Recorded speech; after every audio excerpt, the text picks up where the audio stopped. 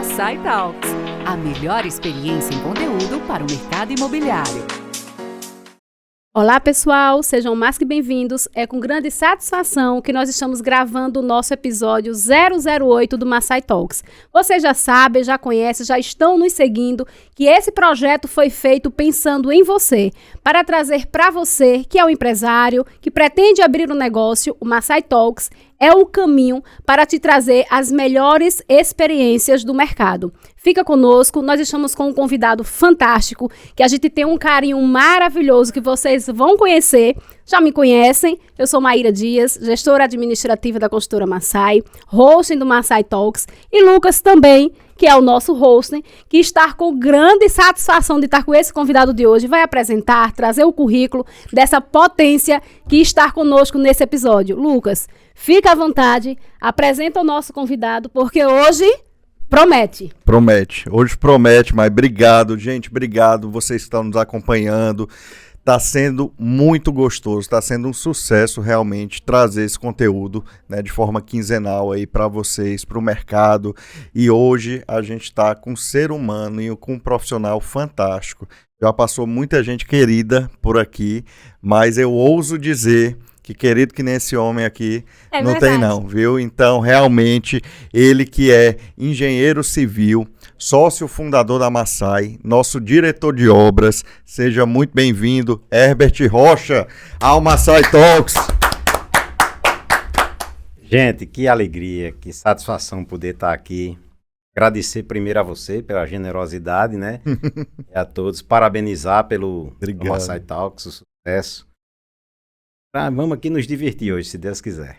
Vai ser fantástico, pronto, viu? Estou aqui, pronto, entregue para vocês. Bom demais, a gente que agradece o convite prontamente, a gente sabe que a agenda é apertada e tudo, mas assim, realmente poder compartilhar a história, a trajetória e todo o conteúdo e repertório que vocês aí ao longo de 26 anos adquiriram com o mercado, isso é muito bacana e é nossa intenção aqui, né, gerar conteúdo de qualidade para que as pessoas realmente possam se inspirar, possam aprender.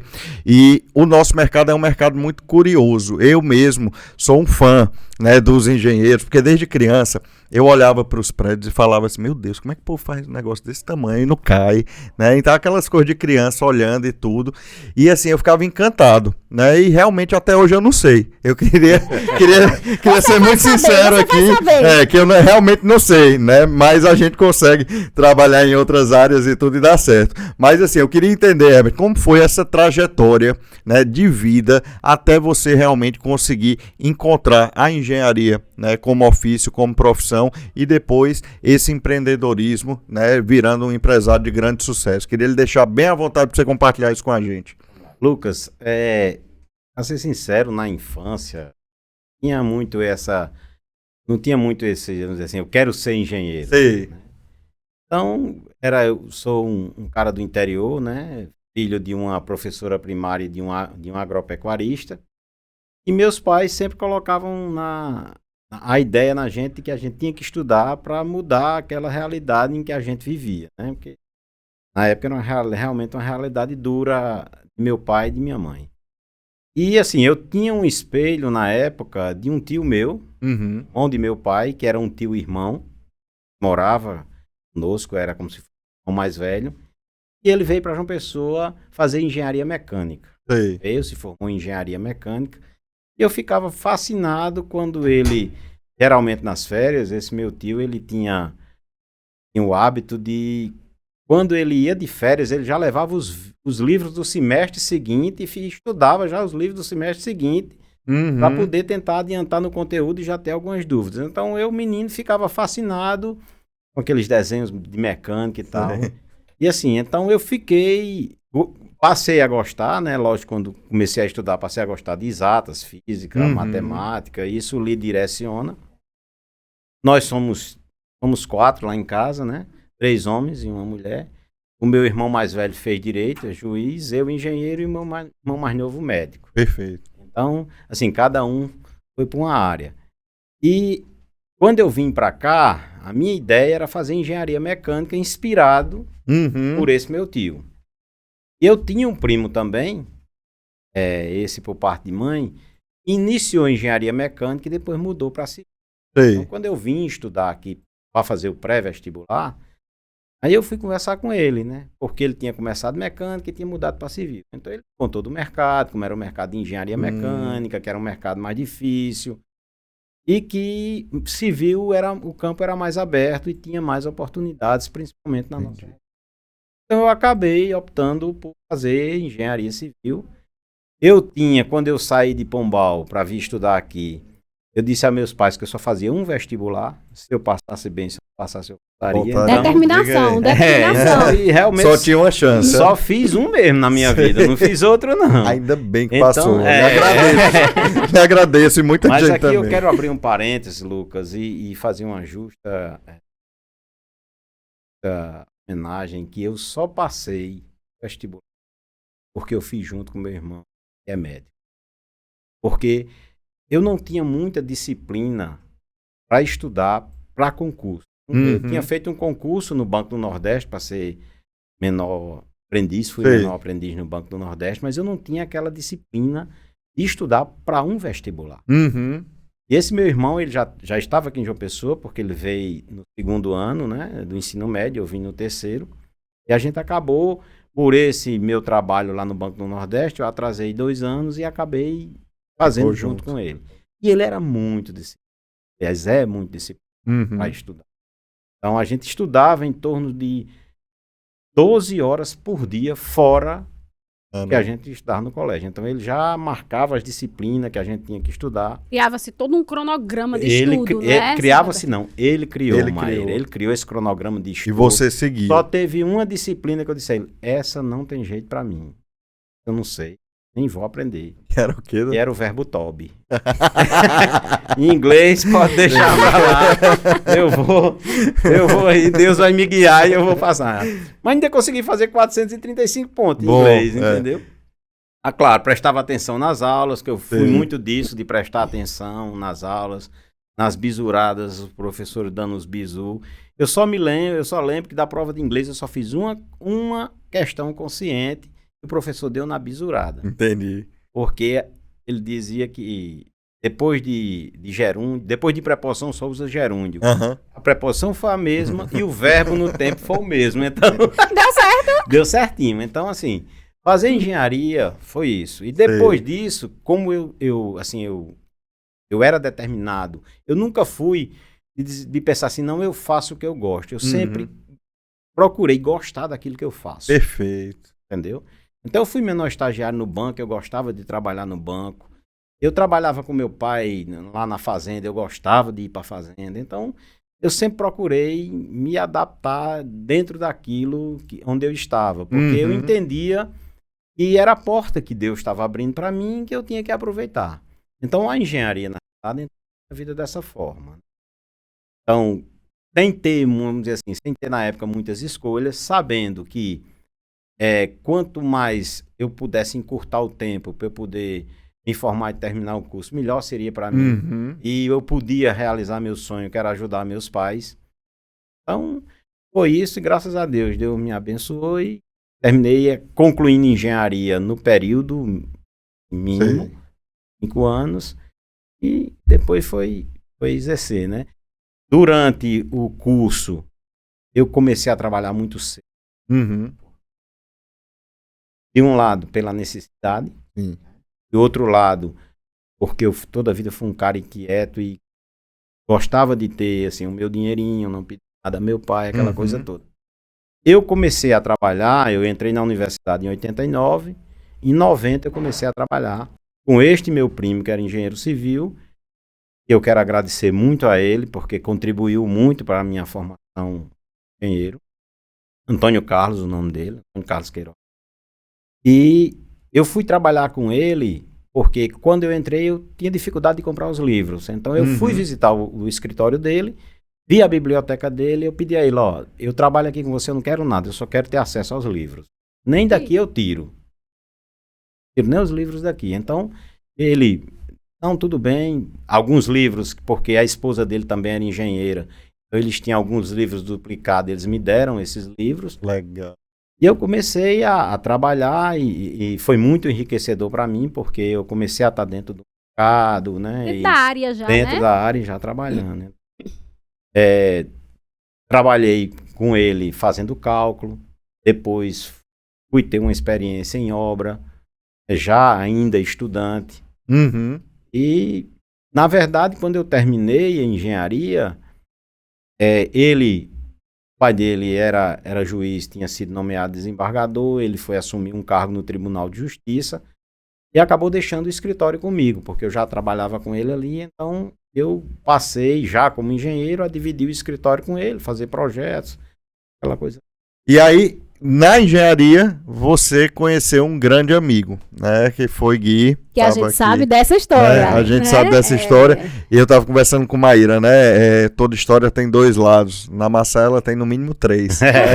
Então, vocês em 3 aí há 26 anos, que é uma parceria de muito sucesso e tudo. E aí eu queria entender da sua perspectiva, que você compartilhasse aí com o nosso público, né? Como foi essa abertura de porta, essa construção de amizade que depois se tornou a sociedade aí na vida de vocês. Gui é mais que um amigo, mais que um sócio, é um irmão, né? No último podcast eu me apaixonei por ele. Fica até difícil. Uma declaração Quero daquela. agradecer muito a ele pela generosidade, pelo coração enorme que ele tem. Como ele contou aqui, a gente tinha algumas, vamos dizer assim, algumas coisas em comum. Ele era do interior, morava na casa da avó.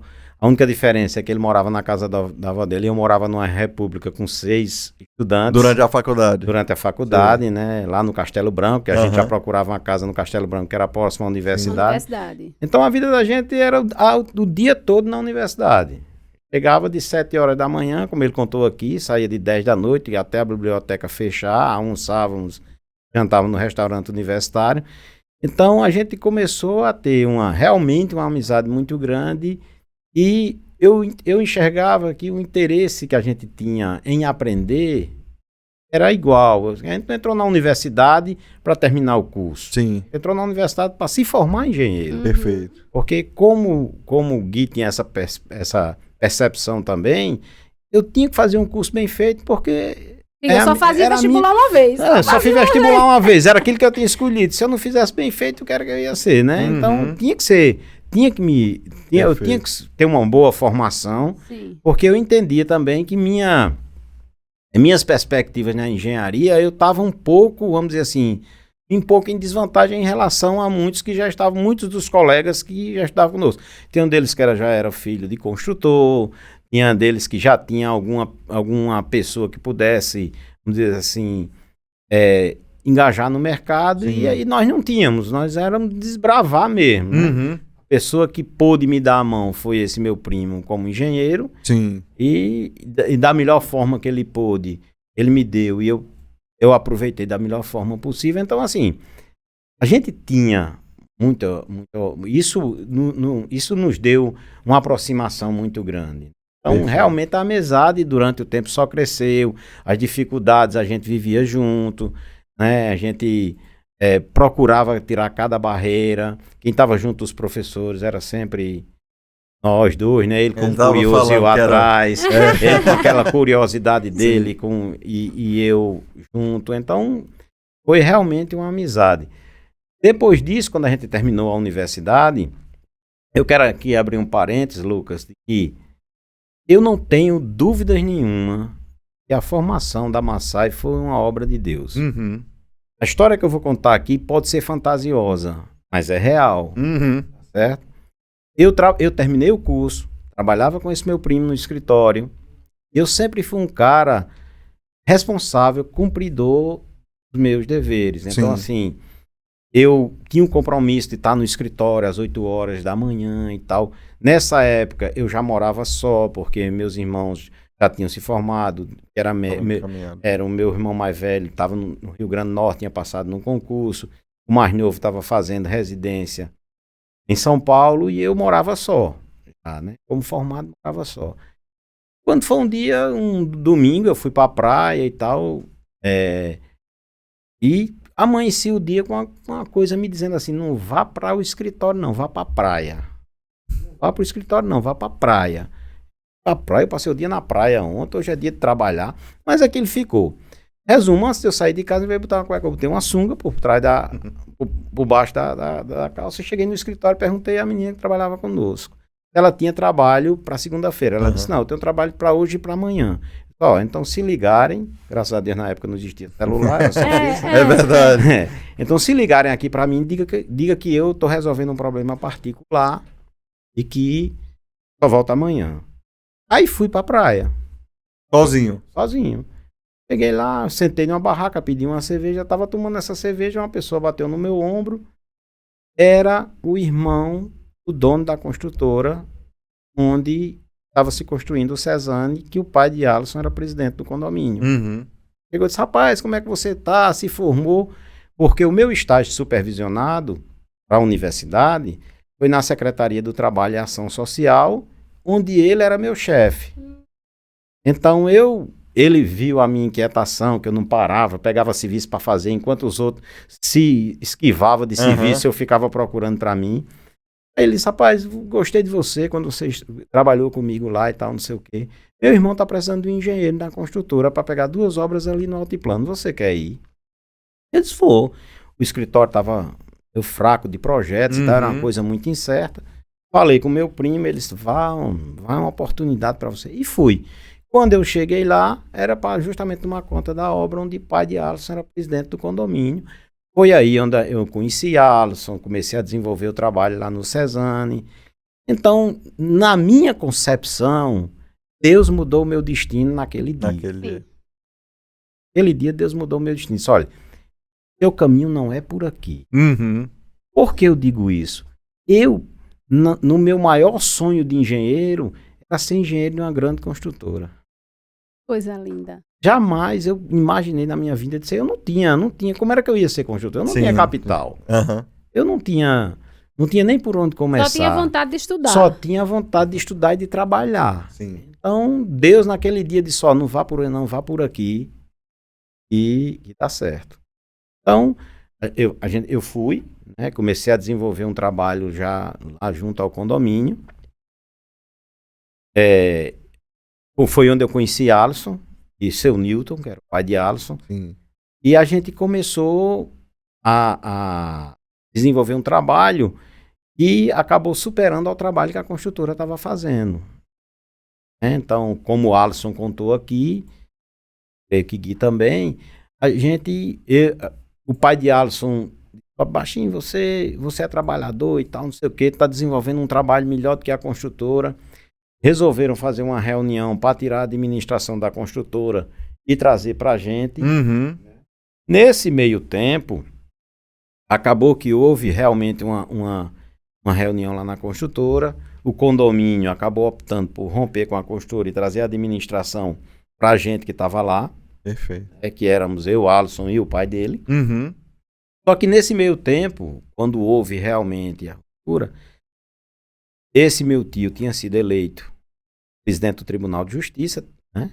E o meu primo me chamou para fazer parte lá do corpo da engenharia do condomínio. E eu achei que era um desafio novo e tal. E conversei com o seu Newton, ele ficou aperreado no dia. Não, seu Newton, vamos fazer o seguinte, eu só saio daqui se eu arrumar uma pessoa melhor do que eu, que possa desenvolver um trabalho melhor do que eu. Aí liguei para Gui tinha acabado de concluir a obra do viaduto ali, como ele contou, o viaduto de Manaíra, e acabou que Gui foi lá para o condomínio, eu fiquei lá no Tribunal de Justiça, trabalhei 1 ano e meio, que foi tempo da gestão. Nesse meio tempo, quando eu senti que eu não ia dar continuidade, porque era um cargo político, né, entre aspas, ou seja, é de livre nomeação e exoneração do gestor. Né? Quando eu vi o quadro do setor de engenharia, eu cheguei para meu primo e disse, olha, eu não vou ficar aqui. Porque aqui nós somos 4 engenheiros. 3 são filhos de ex-desembargador. Eu não. Ele vai ter o dele para colocar. Quem vai rodar sou eu. Então eu vou me organizar e vou colocar um escritório. Projeto. Ele disse, não, fica à vontade, eu não vou mais participar disso, eu tô bem aqui. Beleza. Então, em conversas com o Gui, a gente acabou fundando a Caltech Engenharia, que era o nosso escritório de cálculo, né? Começou a desenvolver os projetos, trabalhando, como ele disse, contou a história aqui, que a gente trabalhava de dia e de noite, estava lá fazendo projeto. Tinha a hora que ele ficava. Eu digo, "Ei, vá dormir que Já deu, né? Não consegue rodar mais já tá loubado já, né? Então, nesse meio tempo, eu saí logo do tribunal, ficamos com o escritório, né? E Alisson já tinham aberto a Massai. Quando foi na hora de executar, de partir para o primeiro projeto mesmo, foi o Ampalho Zoom, aí e disse, olha, Alisson está vindo aí para a gente conversar, para fazer os projetos, o escritório a Cautec fazer os projetos Sei. do primeiro prédio da Massai, né? Uhum. Tá bom, então. Nessa conversa, quando o Alisson saiu, eu me lembro que disse, Baixinho, eu queria conversar um negócio com você. Não. Rapaz, ele tá aí, é pra gente começar a primeira obra e tudo. Mas eu queria que você não ficasse de fora disso, não. Vamos fazer parte da sociedade, a gente fala com o seu Nilton e tal, com o Alisson. Foi aí onde eu entrei, seu Nilton e Alisson aceitaram na hora, porque já queriam que eu fizesse parte, né? E aí a gente realmente foi assim que se formou a Massai. Legal. Foi assim que eu acho que hoje a gente está há 26 anos porque a gente pensa muito próximo. E como sempre a maioria das pessoas fala, eu acredito, a gente se completa, cada um tem uma aptidão, cada um tem uma forma de enxergar a coisa. A gente tem uns princípios muito fortes e muito alinhados, mas visões diferentes, que é isso que faz para mim a Massai ser forte como é. Né? Se todo mundo pensasse igual, do mesmo jeito, não existia a provocação do contraditório, não existia aquela pessoa instigar como o Alisson faz, focada, né? Buscando sempre o objetivo, um visionário, um cara que sempre teve um pensamento além de que ele é olho de Tandera, ele vê o que ninguém vê. Vê o que ninguém vê. Vê o que ninguém vê, né? Tem Gui, que é aquele cara analítico que procura. E eu sou aquele cara que tem que botar a coisa para fazer acontecer, né? Seu Herbert é o cara que cuida das pessoas, né? A gente consegue perceber que tudo Deus traçou e direcionou e ele chegou onde ele tinha o sonho de ser engenheiro de uma grande construtora, né? E hoje a Massai, a gente já sabe a história e conhece a quantidade de vidas e de pessoas que a Massai impacta. E seu Herbert impacta de forma direta, não é? A gente consegue perceber isso, a quantidade de pessoas que passa pelas suas mãos na obra, de chegar junto, de conversar. E seu Herbert é o pai dos funcionários da obra, né? Fale mal do pai dos funcionários, mas não fale mal de Herbert, não, que o pau quebra. Exatamente. Essa conexão, essa visão de pessoas, esse apoio, esse calor humano, esse carinho, esse cuidado, seu Herbert tem. E eles têm ele como pai. Como é para o senhor parar assim, olhar e ser pai de tantos homens? Maior equipe da Massai, né? A maior equipe, né? Maior equipe. Nossa, Maíra, isso eu acho que é natural. Você disse assim, rapaz, não, vai acontecendo, né? Porque eu sempre procuro. A gente, obra é um chão de fábrica diferente de qualquer indústria. Sempre digo que a gente tem uma característica que nenhuma outra indústria tem. A única indústria onde o produto fica e a indústria sai. Então, assim, a gente depende muito de pessoas. Fundamentalmente de pessoas. Porque muito artesanal ainda, é muito dependendo da mão. E eu gosto, vou ser sincero a você, eu gosto de estar no meio. Eu gosto daquele sorriso largo. Eu gosto de quando a gente tá lá num aperreio danado, chega um, diz uma piada, quebra o gelo, entendeu? Outro que conta uma história engraçada, outra que... Então eu gosto disso, eu gosto daquele... Da interação, eu gosto da interação e gosto de conviver, eu gosto de sentir né, as pessoas. E assim, eu fico feliz de eles terem essa receptividade comigo, né? Ser pai de todos é na minha concepção, é olhar para o ser humano e poder ajudar. Entendeu? É aquela pessoa que tá lá, às vezes eu chego, um dia anterior ele tava rindo, brincando, hoje tá cabisbaixo. Então eu chego devagarinho, pergunto o que é que tá acontecendo, o que foi que houve, o que é que a gente pode ajudar, né? Na grande maioria, eu diria a você, 99,9% nunca é dinheiro. É uma palavra, é um conselho, vamos dizer assim, é a atenção, é a atenção. É se sentir prestigiado, É se sentir prestigiado, é um abraço, entendeu? Às vezes eu sinto, eu tenho isso comigo, às vezes eu sinto que a pessoa tá querendo um abraço. Eu digo, rapaz, se eu lhe der um abraço... Resolve. Se eu lhe der um abraço, melhora pra você. Ah, doutor, eu abraço aquele abraço, realmente é um abraço sincero, aquele abraço acolhedor. E digo, ó, nós estamos com você. Estamos aqui com você. Se a gente puder fazer para lhe ajudar, a gente tá com você. Aí ali, né, a pessoa já vê de outro jeito. Já dá um sorriso, né? Já se sente já dá um mais sorriso. cuidado. Já se sente mais cuidado. A gente percebe que, assim, o pessoal da operação, muitas vezes, eles passam por muitos problemas, muitos desafios, né, seu Herbert? E esse cuidado, essa atenção e esse carinho é o que faz a diferença para eles, né, na vida deles, em muitos aspectos. Entendendo isso aí que o senhor está falando, aí eu vou trazer um ponto que nem estava no nosso script, mas vamos lá. Esse cuidado e esse carinho e essa atenção é o que formou Adriano, o ser humano que ele é hoje com a gente, que seu Herbert vivenciou com ele muita coisa, não é isso? Adriano é um caso, assim, especial. Eu conheço o Adriano desde antes da Massai. Adriano era pedreiro desse meu primo, que era calculista. Eita. Ele tinha 2 condomínios que ele formou, e eu também passei a ajudar na construção desses condomínios, então eu conheci Adriano lá.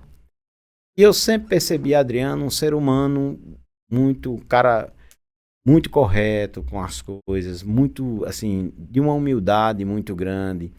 E que quando eu conversava com ele, eu sentia dele a vontade de crescer. Então, quando a gente entrou na Massai, ele entrou numa segunda obra, no Ampalhos 2. Ele saiu, terminou as obras desse meu primo, estava procurando emprego. Chegou lá e disse, não, venha pra cá que aqui tem vaga pra você. E na época eu disse a ele, ó, você vai se aposentar na Massai. Ele estava exercendo a função de pedreiro. Eu disse, você vai se aposentar na Massai, agora você não vai se aposentar como pedreiro, não. Que massa. Tenha certeza disso. Ele olhou assim pra mim e tal. E quando a gente foi pra Mossoró, que teve uma dificuldade lá de mão de obra, a gente estava construindo o Gênova e ele era pedreiro no Gênova. Um dia eu cheguei aperreado, estava procurando o mestre para ir para Mossoró, não achava. Quando eu fui subir nas escadas, ele estava, acho que rebocando, fazendo algum serviço. Então me veio aquele estalo, como quem disse, seu mestre aí. Subi, fui no escritório, chamei Regis, que era um mestre, né? Rapaz, tava querendo levar Adriano para ser mestre lá em Mossoró. E Regis me contou que achava que ele tinha capacidade, tinha dificuldade assim, assado. Não, isso aí eu ajudo ele. Eu disse onde ele estava, eu disse, ó, você arruma suas coisas. Morava em Mamanguape, eu acho que ainda mora, né? Arrume suas coisas, vá para casa, arrume suas coisas, e daqui a pouco ele passa lá em Mamanguape, você vai para Mossoró comigo.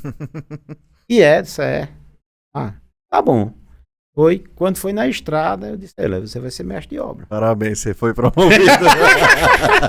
Gente, só um parênteses, para quem é de casa, vamos atualizar as pessoas, né? Para quem é de casa, não sabe a história principal, o Adriano, ele entrou na empresa como pedreiro, não é isso, seu Herbert?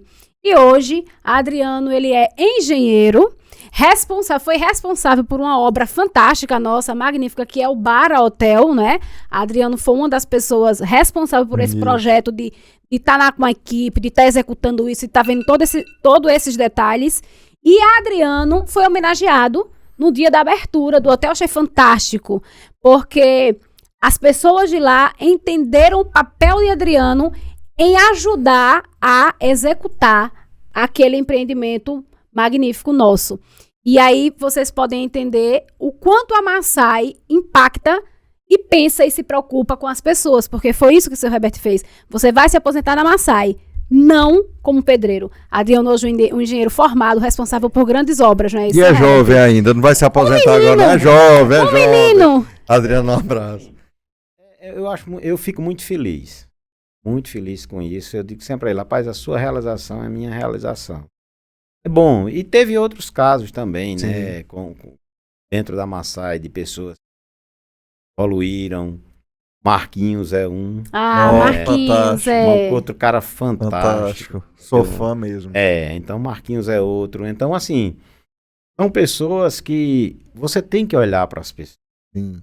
Você tem que, claro que a gente tem que separar o joio do trigo. Também tem aquele que quer chegar, eu sempre conto uma história do seguinte. Um dia eu cheguei na obra, chegou um pedreiro e disse, doutor, eu preciso falar com o senhor. Eu disse, pois não. Ele disse, rapaz, eu tô precisando de um dinheiro aí, minha mulher tá com problema de coração, tem que comprar um remédio agora. Aí eu olhei para ele e disse, faça o seguinte, você tá liberado, vai em casa, traga a receita que eu compro o medicamento. Pode ir buscar. Tá bom. Cheguei na hora do almoço, no Neonida, ele estava sentado. Nas costas dele, e aí trouxe a receita. Disse, doutor, eu liguei para casa, a mulher ficou boazinha. Digo, ô remédio. Ô remédio bom. Então você tem que separar. A gente tem que ter também, né? Porque existe o outro lado, mas no dia a dia você vai aprendendo, você vai levando alguns reveses e vai aprendendo a distinguir. Dentro dessa experiência toda, né, da Cautec, de chegar e começar com o seu Newton e de começar com a Massai, pegar Adriano pedreiro e transformar Adriano em engenheiro, qual a diferença desses papéis, mestre de obra, engenheiro, a importância desse conjunto para edificação, para obra, para o mercado, seu Herbert? Eu digo o seguinte, que o engenheiro, ele é a ponte entre a direção e a obra. Ele tem que entender a estratégia, ele tem que entender para cada obra qual o prazo, qual é o escopo, o que é que a gente tem que fazer. E o mestre é a ponte entre o engenheiro e a produção. Perfeito. Então, Muito bem explicado. O mestre é quem vai. Eu digo sempre o seguinte, o engenheiro, ele sabe o que fazer. O mestre, ele tem que saber como fazer. Então, assim, tem que ser um cara que tem uma excelente liderança de obras, porque ele é quem vai estar lá no front. Ele tem que equilibrar o que a empresa quer com o que o funcionário. Nem sempre, na maioria das vezes não é compatível. Sim. Ou seja, a gente quer pagar preço menor, o cara quer ganhar mais, né? A gente quer uma produtividade X. Não pode chegar. Então, o engenheiro, ele tem que buscar as estratégias, ele tem que fornecer todo que a equipe de produção precisa para poder desenvolver um trabalho, materiais, equipamentos, no tempo ideal. Né? Ele tem que saber passar para a equipe tudo que a equipe tem que fazer. Ele não pode ser um cara que ele tenha dúvidas. Se ele tiver, ele tem que resolver isso antes, porque senão a máquina para. Entendeu? Então, e o mestre, ele tem que pegar aquilo que o engenheiro tem que fazer e transformar em como fazer. Como assim? Vamos lá. Olha, eu tenho aqui eu tenho que fazer uma forma de uma viga de 15 centímetros de largura por 60 de altura. Ele vai dizer ao mestre, a forma tem que ter de dentro a dentro 15 por 60. Aí o mestre vai saber qual o material, como é que ele deixa as sobras para o material encaixar, como é que ele vai amarrar, como é que vai cortar o madeirite, como é que vai cortar a tábua, como é que vai pregar, qual é a forma mais fácil de desformar. Então o mestre é essa pessoa que transforma o que fazer no como fazer. Fantástico. Claríssimo. Tirou a dúvida? Claríssimo. Herbert falou do inglês, e para mim você está falando inglês, mas você traduziu e ficou claro demais aí os papéis de cada um. Então, assim, realmente nessa parte do canteiro de obra é muito interessante, porque quando você falou, não, a indústria sai, o produto fica, de fato eu estava tentando pensar em outra que acontece, isso realmente não acontece. É só no nosso mercado. E assim, isso faz uma diferença muito grande. Só para vocês terem uma ideia, é o seguinte, você chega em qualquer indústria, o almoxarifado, ele é num local só. Isso, exato. Então, a prateleirazinha do material elétrico, a gente não, é móvel, uma hora tá embaixo, outra hora tá em cima, outra hora tá no meio, entendeu? Sim. No fim, o ideal é que você tenha estoque zero, Uhum. Ou seja, você chegar no o material do dia para produzir nem E é sempre. dificílimo não tem porque como- o ciclo é muito longo e a ociosidade precisa ser zero, né? aí vem outras dificuldades. Por exemplo, tem algumas coisas, os materiais do dia a dia, o grosso, até que a gente consegue fazer isso. Uhum. Por exemplo, a gente consegue pedir argamassa colante para uma semana, para 15 Sim. dias para girar. O revestimento a gente tem que pedir todo de uma vez. Sim, Você isso. pega um edifício aí de 30, 40 mil metros, você vai ter que armazenar 30 mil metros de revestimento num canteiro apertado. Tem que buscar a melhor logística para dar menos transportes, Sim. aproximar do elevador. Né? Quando você tem edificação verticalizada, tem outra problemática que é o transporte vertical. Sim. O elevador de cremalheira, o que passa a ser um equipamento importantíssimo. E você imagine o Neo Residência, 44 pavimentos, parar o elevador de cremalheira. Tem um cara lá em cima executando revestimento no 44º andar. Como é que ele vai chegar lá? É. Então, essa logística e esse dinamismo é que faz a indústria da construção ser uma indústria diferente. Mas é prazeroso. É prazeroso, é gostoso pra caramba. Todo dia é um desafio, é um desafio. E o produto é um legado, né? Porque você vai fazer e ele vai ficar lá. De forma praticamente atemporal no espaço de uma geração e tudo, né? E vai Você deixa ali você vai transformar, né? Uma vez me convidaram para fazer uma palestra lá para estudantes secundaristas, lá em Mossoró, um colégio, pegou várias profissões, né? E me convidaram. Aí um aluno perguntou como era que eu definiria a profissão de engenheiro. Olha, a gente brinca de ser Deus. Sem muita precisão, porque a gente transforma a natureza. Isso. Você pega um terreno que não tem nada, com 4 anos você transforma num edifício vivo, com as pessoas convivendo, os sistemas funcionando, entendeu? Então, e assim, o que me fascina na engenharia de obras é você ver o papel se materializar. Sim. Isso é fácil. Projetinho ali, plotado e tudo, virar um... E o tempo, né? Assim, você pega um projeto desse, você edificar durante 4 anos, o dia a dia disso, não é? Roberto, são prazos, a gente pega um Omni desse, não é? Um produto gigante, 5 anos e você tá ali, muda canteiro, muda isso, bota pessoas e gira todo esse estratégico, né? Todo esse planejamento, esse cronograma. E possivelmente a indústria também que leva mais tempo no produto, né? Sim. Tirando, sei lá, indústria espacial para construir foguete e tudo, mas assim, das construção civil. Se a gente pegar o ciclo desde início de projeto até terminar uns 10 anos. É verdade.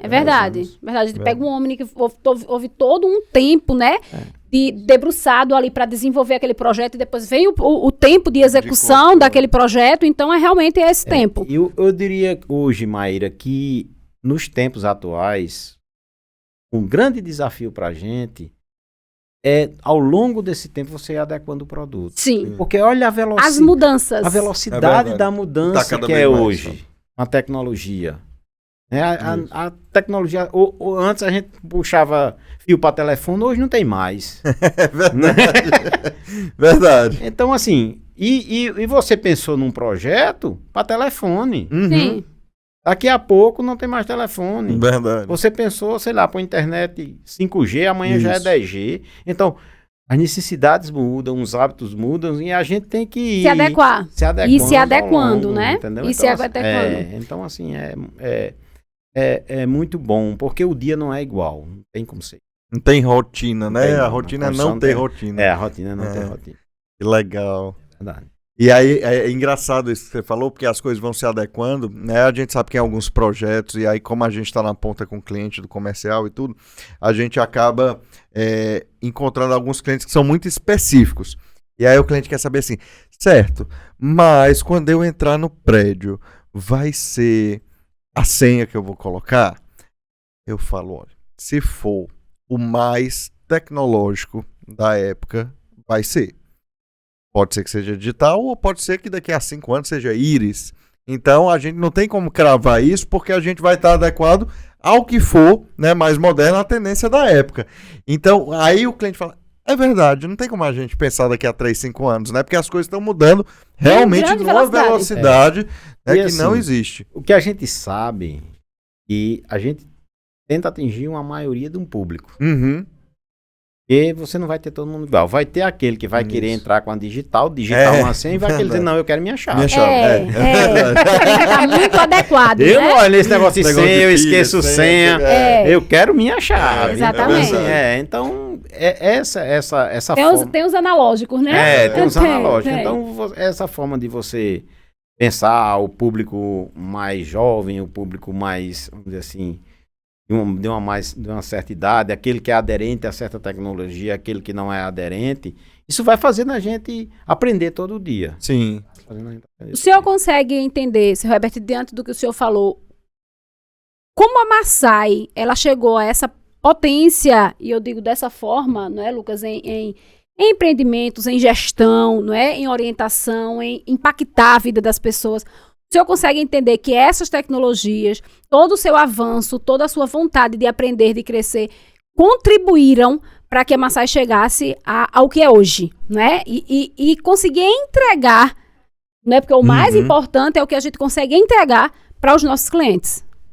Eu entendo, Maíra, que a gente sempre teve, assim, desde que a gente começou, a gente sempre teve uma visão, querer ser, vamos dizer assim, ser mais além do que a gente estava no momento. Eu me lembro quando a gente foi certificar ISO 9001, existia uma empresa certificada. Começou o movimento, a gente só tinha uma obra, não tinha recurso financeiro para certificar, foi formado um grupo no Sinduscon e a gente se inseriu nesse grupo. Para você ter uma ideia, a dificuldade da gente para tirar o certificado foi arrumar serviço, o volume de serviço na obra, que pudesse justificar o auditor vir auditar. Porque tinha que ter, se eu não me engano, 6 ou 8 serviços acontecendo concomitantemente e a gente não tinha. Eu tive que criar na obra. O auditor escolhe, ele vai para uma, vai para outra. Mas a gente já tinha esse pensamento. E foi um grande diferencial quando a gente chegou em Mossoró. Fantástico. Em Mossoró nós éramos a única empresa certificada ISO 9001, que era a dava aquela credibilidade. Né? Quando a gente botou o carimbão lá no tapume, empresa certificada ISO 9001, as pessoas, poxa, então assim, eu acredito nisso. Isso veio muito de Alisson, né? Então é aquele olhozinho de Tandera dele que tá vendo lá na frente. E a gente, eu e Gui, a gente compra a ideia. Então, chegar onde a gente chegou, eu digo que é essa visão.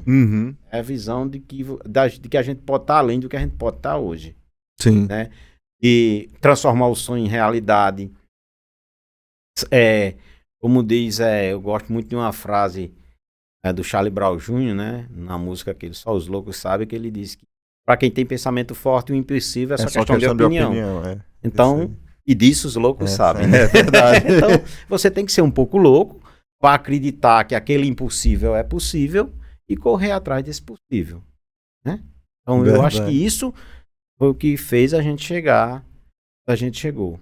Porque também, se Alisson tivesse a visão, muitas vezes ele, o Gui, a gente tem uma visão, e os outros não acreditassem nessa visão, a gente não iria. Não avançava.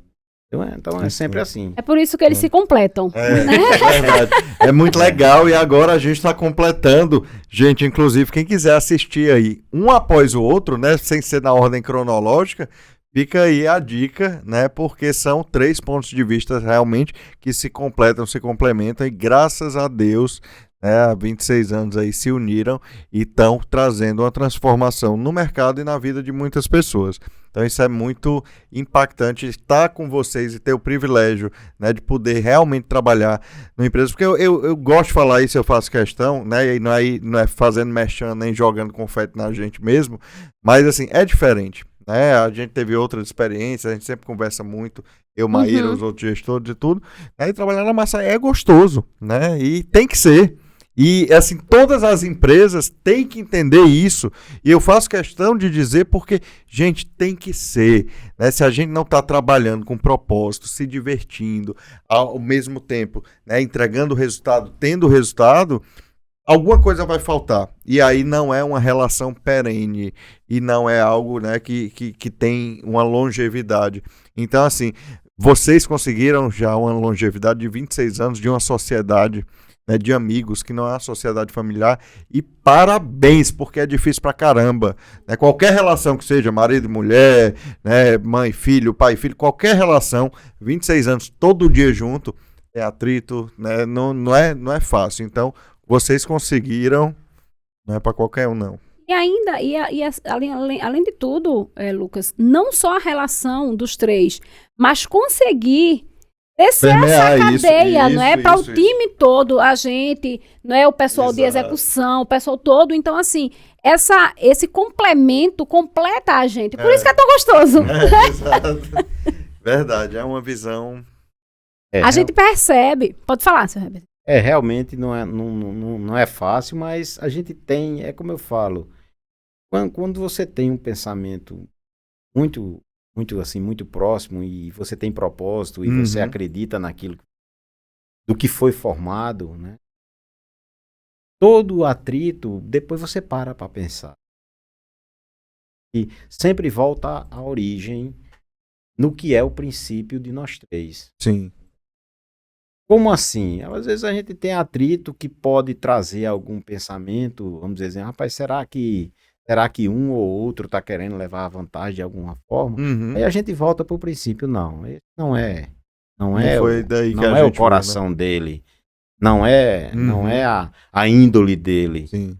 E aí a gente parte para a conversa, né? Porque toda relação humana, ela tem altos e baixos. Sim. E eu digo sempre o seguinte, isso para mim serve para a vida toda, para qualquer área humana. Se você começar a alimentar os bichos que você cria, você acaba uma relação saudável, boa, por uma percepção errada sua. Perfeito. Entendeu? Então a gente tem que desconstruir isso durante a relação, durante o tempo. E quanto mais rápido isso para mim, melhor. Então a gente se tranca os três na sala e aí a gente lava a roupa suja, a gente coloca.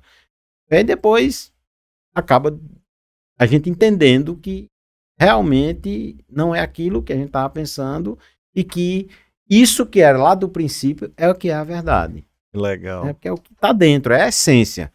Eu acredito nisso. Você pode dizer, mas a sua essência é difícil de se mudar. Sim. Está dentro de você. O que é puro, o que é verdadeiro dentro de você, difícil de se mudar. Então, eu sempre volto para essa essência. Que legal. Sempre volto para essa essência porque eu entendo que a nossa essência é muito parecida. O que é um ditado que diz, quando você pensar em separar, lembre-se o que lhe fez casar. Né?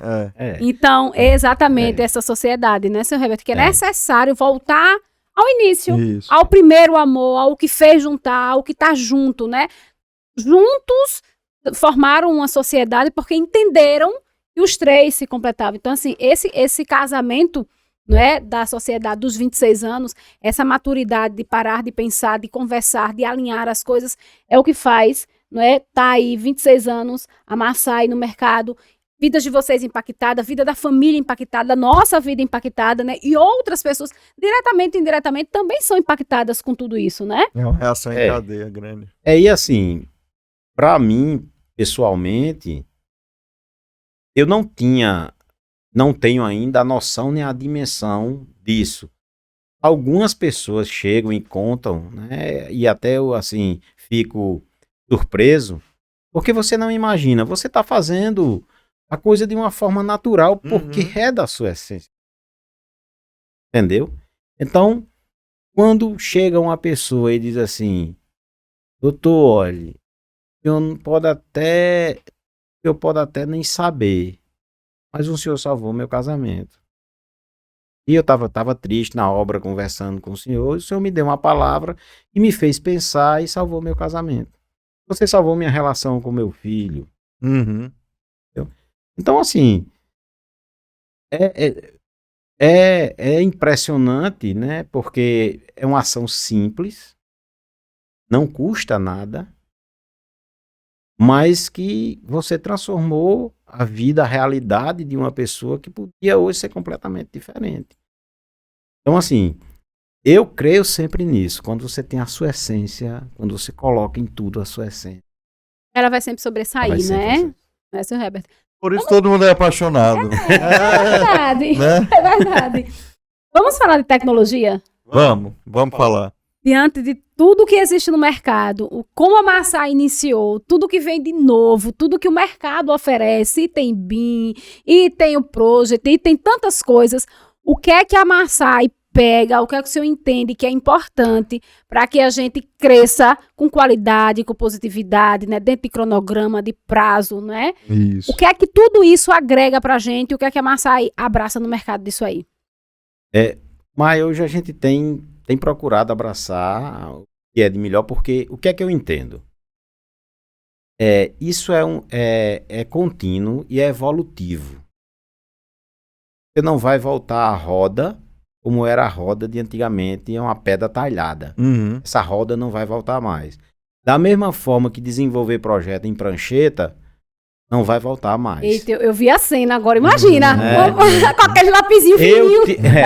eu tive a felicidade, enquanto profissional de engenharia, de viver 2 revoluções, né? A primeira, a passagem da prancheta para o CAD. Quando a gente estava saindo da universidade, foi quando se iniciou o CAD. Para os leigos, o que é a prancheta? Era A prancheta desenhado mesmo. era uma mesa, era uma lapisinho. mesa onde você tinha uma régua fixa, que a gente chamava de régua paralela, e todos os desenhos eram feitos à mão. Tipo aqueles instrumento. lápis que a gente usa fininho. Exatamente. Aí você tinha vários tipos de caneta. Sei. Você começava, para você ter uma ideia, o arquiteto começava a desenhar a ideia dele, muitas vezes à mão livre, Uhum. né? Colocava as dimensões, e um desenhista pegava aquilo e começava a colocar na escala, seja 1:50, 1:100, Sei. e ia transformando o desenho que a gente chamava num papel manteiga, no grafite, para depois você transformar num desenho artístico, num papel de folha vegetal com a tinta nanquim. E você transportava em rolos, e você levava para uma copiadora para ser reproduzido, Aham. entendeu? Então era um trabalho artístico, Sim. mas que levava... Bem manual, né, Bem manual. seu Herbert? Eu sou desse tempo. Eu entrei, quando eu contei a história que eu fui trabalhar com meu primo, botando as vigas, as planchas na escala, para desenhista passar nanquim. Então, meu trabalho era esse. Ele desenhava à mão livre, eu colocava na escala e ela colocava no nanquim, que era o produto final que a gente ia entregar ao cliente. Diga aí. Entendeu? E para você ter uma ideia, aquela era um produto único. Uhum. Para você desenhar a planta, você tinha que fazer todo esse processo de novo.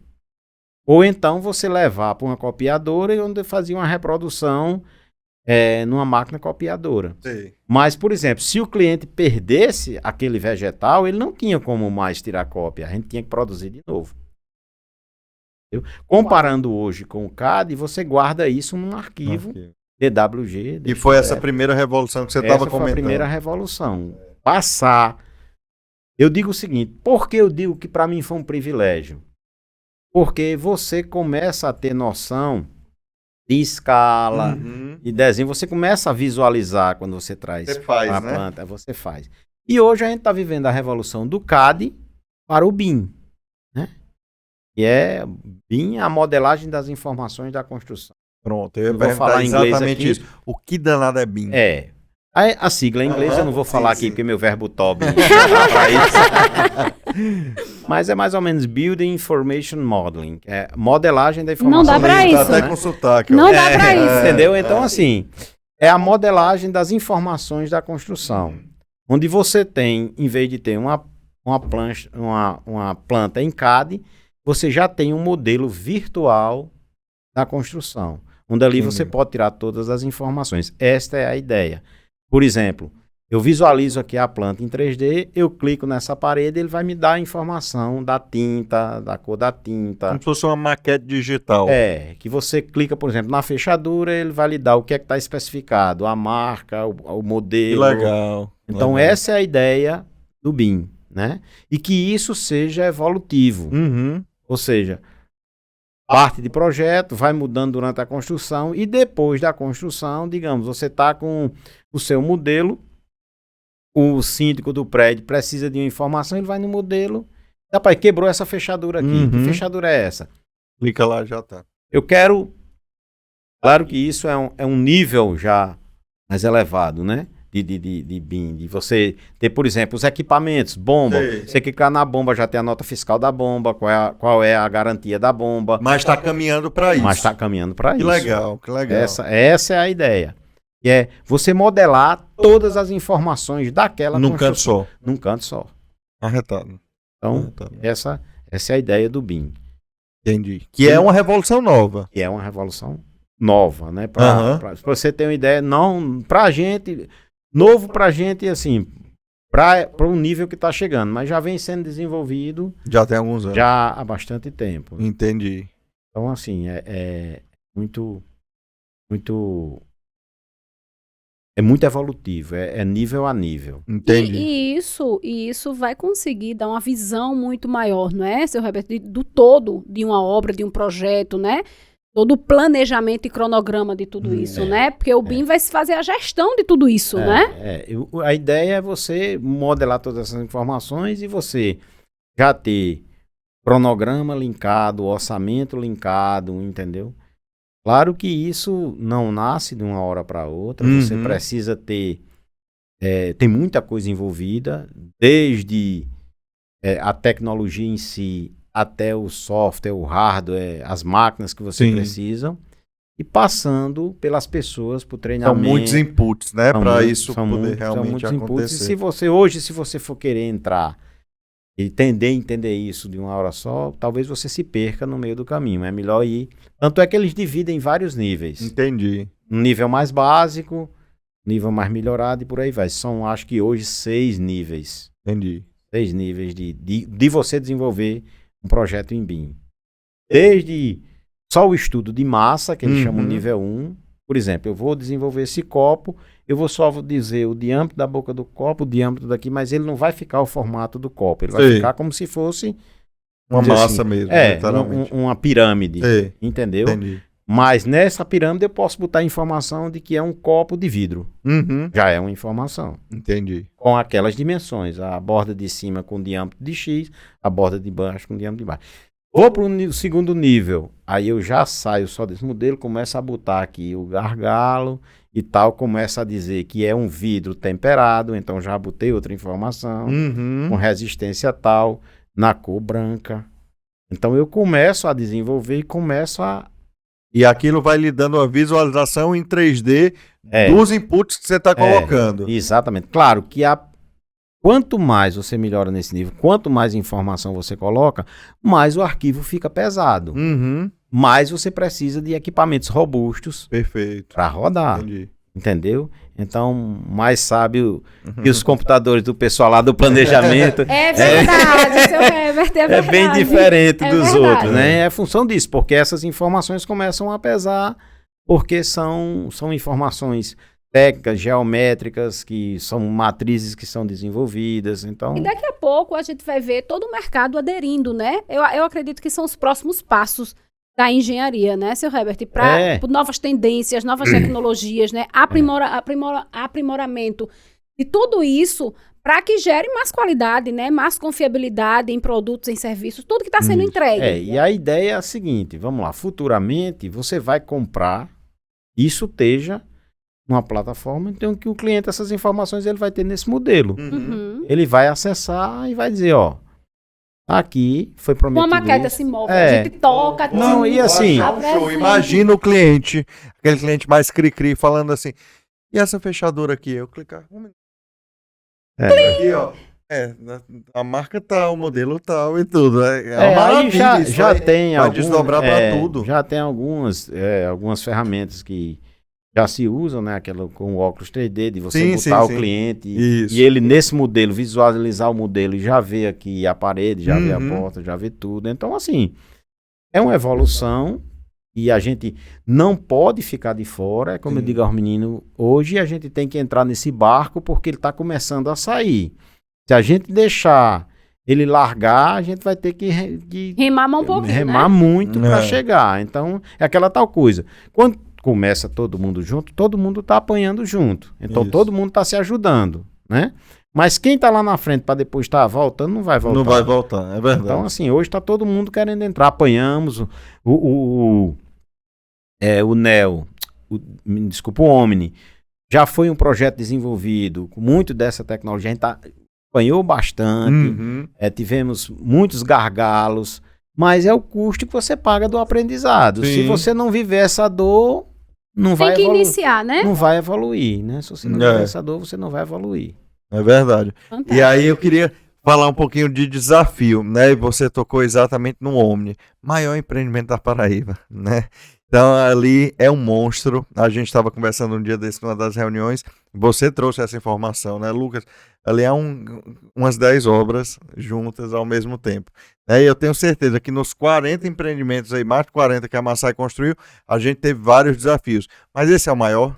Esse é o maior. Esse é o maior. Esse é o maior não só pelo volume, Sim. Lucas, mas pelo mix. A gente tem 3 produtos num só produto. Isso. Então são concepções diferentes. O desafio do fluxo de pessoas, Sim. o desafio da segurança, de como você dá segurança para o residencial que está lá misturado com o medical, como você fazer o fluxo das pessoas que vão acessar o hospital dia com as pessoas que estão indo para o shopping. Isso. Né? Então, assim, o desafio é do produto em si. Sim. Né? Eu acho que não... Aqui, não é só da engenharia não é do só negócio. não é só as tecnologias que Sim. estão envolvidas. Não é só, por exemplo, a gente fazer um rebaixamento de 5 metros na água, que a gente nunca fez. A gente fez até 2 metros. Né? Não é só você, vamos dizer, fazer uma laje de sob pressão com 7 metros de altura. Né? Então, não é só isso. Mas é o desafio de poder desenvolver um produto que atenda as necessidades desses 3 produtos dentro de um. Que são 3 públicos também. São 3 né? públicos, entendeu? Verdade, então são verdade. 3 fluxos diferentes. Isso. Tudo é muito... Acesso separado. acesso separado. É junto, mas é separado. Como a gente, né? como é que faz para o cara que vem, que está lá no Isso. hospital dia, que vai fazer um exame no centro de imagem, não passar, não ser visto pelo shopping, isso. né? Então, São muitas particularidades. muitas Não é? particularidades. E aí gera o maior desafio, não é verdade? E eu acho que, assim, para todo mundo foi muito desafiador, não é? Para o pessoal comercial, planejamento, né? Administrativo, tudo. Uma cadeia que impactou muita gente em desafio, porque é tudo muito novo, não é? E o Omni foi muito pensado, né? Por muito tempo. E mesmo assim, torna-se o maior desafio nosso. Eu quero parabenizar Matheus Hoffman, que também é um visionário, Sim. né? A gente conhece, sabe que é um visionário. E também provoca, é muito provocativo, gosta muito desses desafios. Então, assim, é gostoso porque você sai da mesmice. É você verdade. fazer aquela mesma coisa e tal, você já fazer aquilo que você já faz 26 anos que faz, você acha que já sabe fazer bem feito, Sim. né? Que já conhece. Então, quando vem um desafio desse, você renasce. E Verdade. Você renasce, né? tira da zona de conforto, Tira não da é, zona de seu conforto. Herbert? Nasce de novo aquele engenheiro lá de Lá do trás, que não comecinho. conhecia nada, que tudo era novidade, e nasce aquele Que profissional. legal. Então é muito bom. É o que move a gente, é o que faz, né? Como os meninos dizem, rapaz, eu digo, ó, não disse que a vida começa aos 50? Eu comecei agora. Começou agora! Comecei agora. E já vou começar com um prego deste tamanho. É muita audácia. Gente, que legal, que Eu digo legal. sempre o seguinte, a vantagem de ser pequeno é essa, você sempre pode crescer, né? Eu não esperava menos do seu Herbert. verdade, eu que eu diga. E a vantagem de ser pequena é essa, que você sempre pode crescer, Você né? pode crescer. Se for grande, já não tem mais O muito grande já por tá ir, não. grande, amigo, não tem É mais o que fazer, verdade. não. Gente, que maravilha. Eu sabia, né? A expectativa já estava muito alta. A gente estava conversando aqui nos bastidores que ia ser, né, um papo muito gostoso, uma aula, né? E de fato foi aquilo que eu falei no começo, aquele menino que não sabia, né, como é que acontecia. Agora eu sei desde os primórdios que vocês desenhavam. Agora eu sei que vocês estão todos no binto. Então já deu uma clareada grande para minha criança interior. Eu queria agradecer demais, dizer que foi muito gostoso mesmo estar com você, Herbert, aqui, e que a gente possa outras vezes, em outras oportunidades também, trazer mais conteúdo e mais bate-papo, porque você tem muito aí a contribuir, a falar com o nosso público. Então eu queria deixar as considerações finais, que você fique muito à vontade aí para falar com o pessoal que está nos assistindo aqui no Massai Talks. Lucas, para mim foi um prazer muito grande estar aqui. Parabenizar mais uma vez vocês por esse projeto maravilhoso, que eu acho que tem trazido conteúdo, não só mostrado tecnologia, mas também mostrado o lado humano das pessoas, das histórias, que é sempre bom você contar, muitas inspiram, né? Então, estou muito feliz, foi muito bom. Espero voltar aqui de novo. Sinta-se convidado. Dependendo dos likes, das visualizações aí. Já manda. Por favor, gente, me ajude. Dê um likezinho aí. Dê seu like, curta, compartilhe. Ajuda o pequeno. Olha, na próxima você pode sentar aqui, porque você tá apresentando melhor que a gente, viu? Senta desse lado aqui, tá tudo Mas certo. foi um prazer. Espero estar aqui outras vezes. Um abraço a todos e vamos pra frente. Coisa boa. A gente sabia, né, Lucas? A gente tava conversando, seu Roberto, e o senhor é uma pessoa que distribui esse carinho, e isso contagia, gente, não é? O carinho, o respeito Obrigado. que a gente tem pelo senhor. Disse, eu tô tão de boa com esse podcast Às vezes eu de fico seu ansioso, mas Herbert. esse eu tava muito tranquilo. Foi. A gente tava batendo esse papo. Que bom. Porque o senhor consegue passar isso, né? Essa tranquilidade, essa leveza. Isso é muito bom, né? E a gente conseguiu viver isso, né? As suas experiências, suas histórias, que são fantásticas, né? Às vezes a gente tá conversando, eu fico só ouvindo assim e vendo o quanto essa paz, essa tranquilidade, né? Essa inspiração, o seu Roberto consegue passar para as pessoas, e com a gente não foi diferente nessa tarde, nem com as pessoas que estão em casa, que vão assistir esse nosso podcast. Muito obrigada pela oportunidade de estarmos aqui juntos, né? Nesse Massai Talks 008. Bom demais, gente. Parabéns. Valeu, obrigado!